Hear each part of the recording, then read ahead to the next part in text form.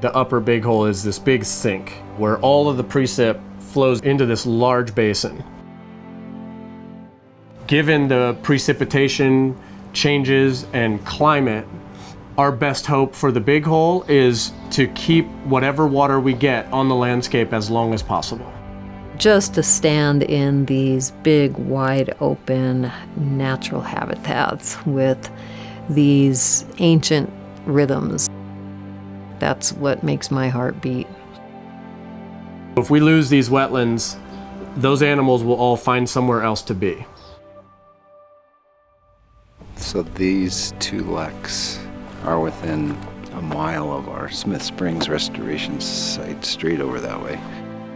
And so I was walking to find it, and I was like, wow, this is nice little mesic wetland, wet meadow complex, but fairly degraded.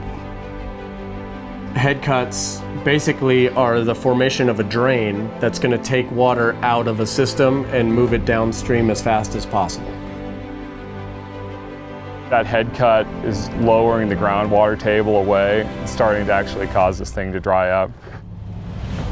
Groundwater dams to bring up the groundwater and restore that to the active wetland area. One of the things I think about sometimes keeps me up at night when we're doing a big, large-scale project like this. You know, are we gonna do the right thing? Is this gonna work? We have these insurances to know that when we walk away, this is gonna be better than it was when we started. And that's the whole goal of doing ecological restoration. These wetlands are supported by the irrigation practices of ranchers. So if we lose ranchers, we lose floodplains, we lose the flood irrigation that they do, we actually lose these wetlands.